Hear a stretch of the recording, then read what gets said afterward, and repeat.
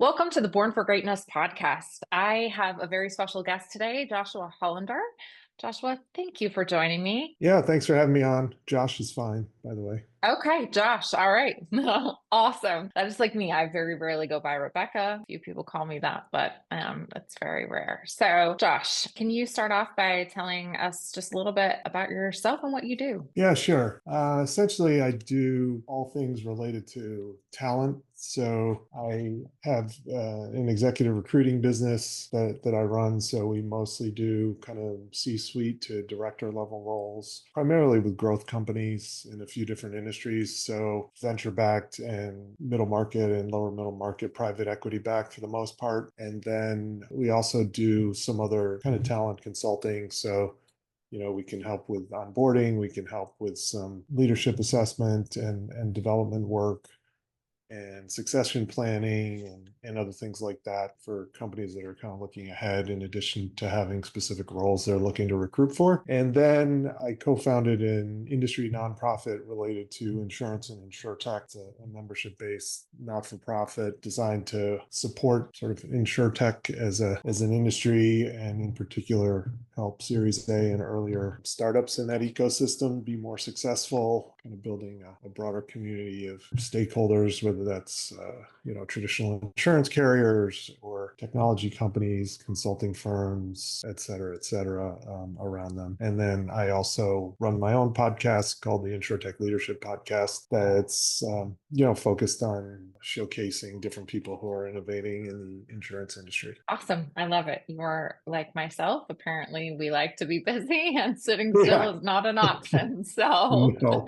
that's fantastic. Okay, so starting off, Horton International, you're the CEO of, correct? Yeah, so I'm the CEO of the U.S. business. So the firm was actually founded here in Hartford in 1978, which is where I'm based, Hartford, Connecticut. It's Awesome. now headquartered out of the UK. So I essentially own a license for the U.S. and Canada, and then I'm on the board of the kind of top level organization in the UK as well. So we have about 25 ownership groups within Horton. So it's about 45 offices in 35 countries, stretching from India and China and Australia through Latin America, all throughout Europe. And then we have a couple of people in the Middle East as well. That's fantastic. So, you said you recruit talent. What is like one of the what are some of the qualities, I guess, that you're looking for when you're recruiting talent? Yeah, sure. So we go through a process that we've developed, but I mean, a big part of it in the beginning is really trying to understand, what's required in the role. And I think one of the things that we do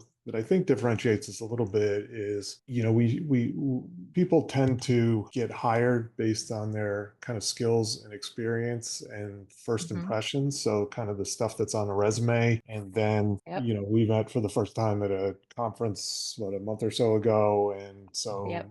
you meet someone and you kind of get that first impression of them. And, a lot of times there kind of can be some inherent bias in those first impressions. So a lot of Very times true. people end up getting hired on that. And we try to go to the sort of next level. So sort of beyond the appears to and can do, and really look at the will do. And so part of that is using psychometric assessment and kind of really trying to understand the personality type of the person, what their motivations are, and how well that's going to fit in culture of the organization and day-to-day communication requirements, et cetera, of the role. That process of kind of establishing, okay, what are the sort of can-do things they must have? So whether that's a certain education or credentials or experience with certain types of job titles, industries, et cetera, establishing that piece, but then also working with our clients to establish a benchmark psychometric profile and then assess our candidates against that. The way I kind of sum it up is usually people are hired on skills and experience, but they're fired on behaviors. And Mm, again, those behaviors aren't true. necessarily something that causes them to get fired for cause because they did something illegal or in violation of company policy. It's just their working style turns out not to be a fit for the role or the organization as a whole. Okay. That's really interesting. So, why should someone use a company like yourselves when hiring somebody in a leadership position? Like, obviously, you have things that you do that are really important, but like, what makes, like, why, I Yeah, guess, sure. what would be your pitch to me on that?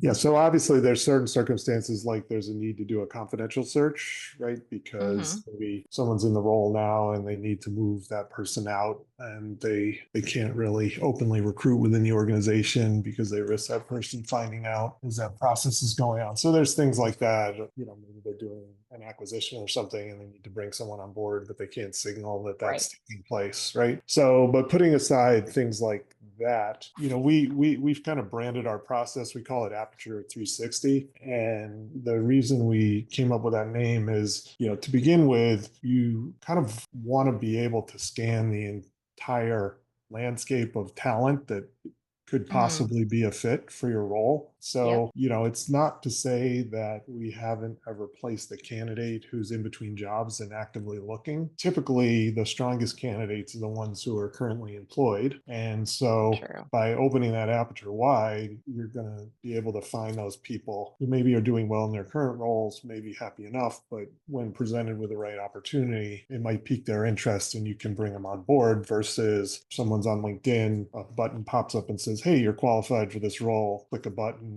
on a job post, and now you've got 300 resumes coming in because it's so easy to apply, and you're sorting through 295 of them, which are Mhm. totally irrelevant to what you need. So one is opening it wide. Second is, well, I should have rewound to what I was talking about before. So first is figuring out what is it you need, right? So what Yep. is the skills experience, and then what's the psychometric profile you want, and then the second is how are you going to market that. So right, so you're opening the aperture wide, but Hmm. then you got to figure out what's going to get people's attention. So it's that sales pitch. So you got to understand how to craft messages and create, in this world, kind of multi-channel campaigns. So it's very hard to call someone on the phone and get them to pick up right away. Hmm. Connecting with them on LinkedIn, connecting with other social media, connecting with email. Nowadays people have to opt in to get text messaging, but there's opportunity to use text messaging potentially. So there's a lot of things like that in terms of engagement and having that first conversation, pre-qualifying someone, give them an opportunity to learn more about the role and decide if they want to move forward in the process. And then we go through a kind of a structured interview process where we'll tend to do 2.5 interviews where we pre-screen on some basic criteria and then we dig in and do full behavioral interviewing. And so behavioral interviewing, the concept behind that is that again, kind of indications of past behavior should be indications of future behavior. So if you can understand the work they've done, the accomplishments they've had, things that can be quantified as much as possible. So if Hmm. there's outperformance against certain KPIs, obviously if there's financial performance that's documented, if there's relative performance to peers, so say in a sales organization, if someone's been the number one producer out of 100, obviously that's an indicator of something. Understanding their job changes, so what motivated them to move from one role to another? Did they get promoted? Did Hmm. their company get acquired? Did someone they worked for move to a new organization and they felt so strongly about this person that they said, hey, come work with me here too, because I Hmm. know I can trust you to do a good job. So sorting through all those things to see what they've done as an indicator of what they can do in the future. And then, we throw some other things in the mix, like give the candidates the opportunity to record their own kind of video elevator pitch so they can talk about what they're interested in about their role and in a nutshell, why they think they're a good fit. We also typically, for senior roles, we'll have them answer some written questions so you can see their writing style and give them a chance to maybe address some points with a little bit more time to think about it Mm. as opposed to an instant response. And then we've kind of packaged all that up in a digital platform that we have so the candidates have access to that and our clients have access to that search and digitize in this way that includes some of these other tools as well. And then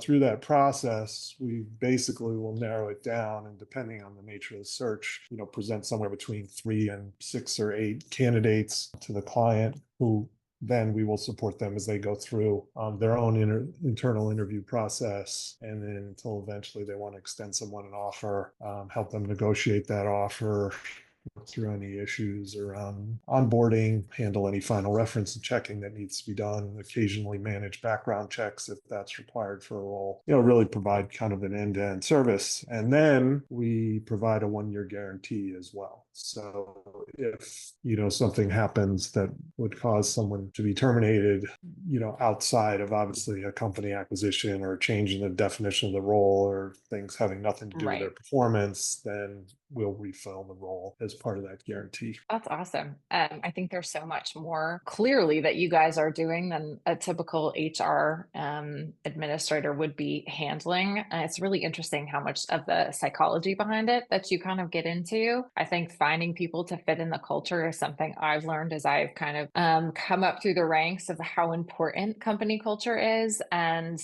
yeah, people can fit all of the skills and necessary things that you need on paper. But if they don't fit as part of the culture, that can cause so many other issues as well. So it really is important. So that's really neat that you guys are doing that. Yeah, Love it. I spent close to about 2 decades, working in operating roles, companies of a variety of sizes and stages.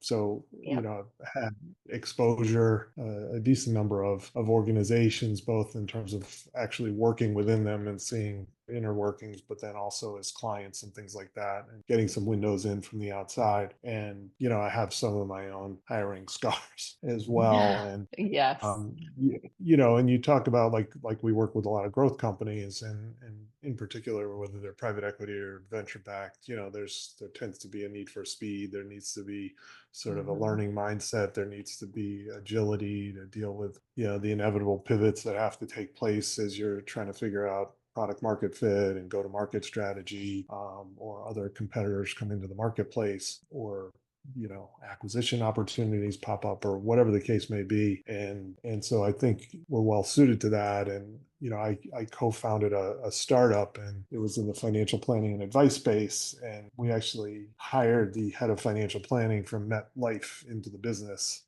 And, Mm. theoretically, it was great. He was well known, very, very credible from a technical point of view, published author, et cetera. But the reality was he could not operate in a startup. So, he had thousands of Mm. people who work with him. He really was only used to dealing with his direct reports.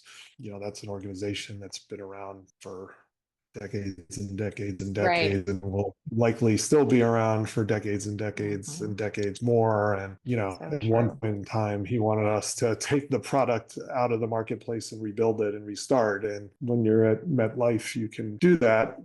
When you're in a Hmm. startup that has other clients like Prudential and E-Trade and companies like that you're already working with, not really an option to take the product out place in your debt. So, that's a somewhat simplistic example, but that's the type of stuff that can end up out of alignment and cause problems for someone who's been very successful in one environment and then they fail in another. Absolutely. I've seen that happen throughout my career several times, actually. Working for a startup is no joke. It is not easy. And definitely if you've worked kind of in a bigger corporation, it's a difficult adjustment, even if you are someone who is agile and easier for you to kind of go with the flow. Yeah. It's just a different environment. Oh, no, it absolutely is. It is. And I think, like in the insurance industry, there was a lot of capital that flowed in over the last few Hmm. years, and a lot of people did make moves to startups, and some of them did well, some of them did not. But, I remember Right. talking to this one executive who had, both from work for a reinsurer, and then before that was maybe it's vice versa, but it doesn't really matter, working for a primary insurer, but run some fairly sizable P&Ls and been quite successful. And then he joined the startup, and when he joined, it was kind of right around when the capital markets changed, so they had to cut some headcount. And he had been hired for one job, but now he was wearing 3 hats instead of one hat, and he was working Oh, yes. 60, 70 hours a week. And he's like, yeah, Hmm. I got 2 kids in high school, and I think this company is Hmm. going to be successful, and I think they're doing all the right things, but I kind of want to just go back to have my P&L and know as long as I deliver at the end of the quarter, I'll be fine. And I can go home at, 5 o'clock every night. So, I think the rewards are fantastic if you get into the right startup and can make some progress. And even at the end of the day, if the startup doesn't make it, I mean, it can still be a good opportunity to develop your career depending on what stage you're in. But you kind of need to understand what you're getting into, and honestly, until you're in it, it is can be hard particularly if you've come from a slower moving, more bureaucratic corporate culture. It can be hard to understand what it's really like. Absolutely. Okay, so you mentioned you also have another company, InsurTech company. Is that correct? Yeah, so it's a not-for-profit. Okay. So it's a membership association. My co-founder and I, he's quite experienced in the industry. So he started, I think, as an actuary, then he became an underwriter, and then kind of moved over to the distribution side and has built and Okay. sold multiple companies on that side, and then also done some investing in the space as well. And so we started running into each other at some events, and there's a lot of good organizations out there that are trying to help startups in that sector. But what Yep. we kind of observed is, they tend to be a pitch night, a 2-day conference, a 10-week accelerator, but they're very discreet, and they're mostly organizations that are for profit. There isn't anyone sort of building community and trying to support kind of sustainability of the industry and resiliency of the industry. So we thought that if we could create something that can help startups in an industry that's highly regulated and very complex. Mm, There's yeah. multiple lines of business. There's a lot of steps in the value chain in insurance, and it can be hard for people to figure out kind of how they fit in. And so help people with networking, and then help them with expert content from industry insiders, if that would be beneficial. So yeah, we launched that about a year and a half ago. We have about 130 member organizations. We have a few individual members, either angel investors or a couple of people who work for large organizations and their company isn't a member, so they just join individually. But it includes probably about 85 startups, and then we have some of the other firms that would be the types of folks that they would want to connect with. So whether it's to raise capital in the insurance industry, you need something called capacity, depending on the type of business you're doing, which basically is an ability to actually write premium, depending on your business model. And then Yep. it could be tech stack, it could be type of professional services someone like me would provide, et cetera. So we've been attracting some of those other firms into the ecosystem, and we run a couple of online educational sessions per month, and then we do in-person networking events as well. Awesome. That's great. So, as a fellow CEO, what do you think that some of like what has made you successful as the CEO of your company? Is there anything in particular? Sure, it's a bunch of things, but Yeah, so I think my strengths are a little bit seeing kind of the big picture and where trends are going, and then hmm trying to get ahead of those a little bit. And then I think some is getting sort of some on the innovation side. So it's trying to get systems in place or combinations of technology that are a little bit ahead of the curve. Again, putting some of those things in place. And then I think trying to empower people, it can be tough sometimes. I don't want to micromanage people, but at the same time, hmm I think the details matter. And so yes, trying to balance giving people enough direction so that they can be successful, but then not so much that they feel like they're micromanaged. But I think, if you don't give people enough direction and then they come back and then they yep, haven't executed the way you want, and then that can be difficult too, because you end up kind of sending mixed messages to people. So trying to figure out how to walk that line of execution. So, I've tried to bring in people who sort of, once maybe some of the initial systems are mapped out, are better at operating them on an ongoing basis, and making sure there's clear SOPs and all those things are in yeah, place. Trying to bring those people in to hopefully help us execute effectively. That's sort of the other piece of what I've tried to do. But at the end of the day, I mean, I think it all is about people. And so I tell most Yes. people, regardless of the job title you do have or the job title you aspire to, the underlying or the hidden job title you should have is chief talent officer, because I really Mhm. believe, you know, your success will be based on the talent you're able to assemble around yourself and able to get the most out of them and develop them to make the organization or the team as a whole successful. That is so true. I agree with that wholeheartedly. I love that chief talent officer kind of thought process. That's really great. Well, thank you. Can you tell me before we kind of wrap things up a little bit about your podcast? What are you talking about on your podcast, and where can people check it out? Sure. Yeah, so I've done, I think, about 170 episodes now. It's hard to believe. Amazing. Yeah, so you know, it's all related to insurance and mostly insurance innovation and insurtech. I would say, you know, most of the guests are founders of Series A and earlier companies, so kind of that similar cohort as that nonprofit. I guess because I've my background, I'm interested to know their origin story. I'm interested to know about the business's origin story. I'm interested to know about their business model, their revenue model, their go-to-market strategy, the product market fit. You know, so all those things. What's the future product roadmap look like? Do they have any strong opinions about, you know, where the industry is, where it's going?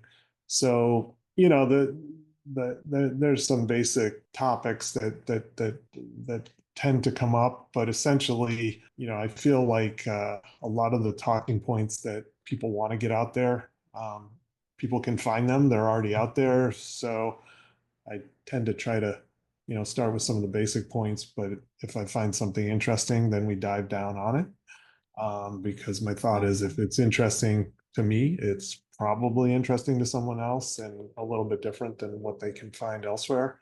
And so, you know, just kind of very unstructured and do those things. And then obviously, if it's someone different, like a VC or, you know, someone working at an insurance carrier or something like that, then, you know, some of the similar topics, but usually from a little bit different lens, or gets in a little bit more on their takes on innovation from a kind of more incumbent point of view versus the founders trying to survive and thrive. Right.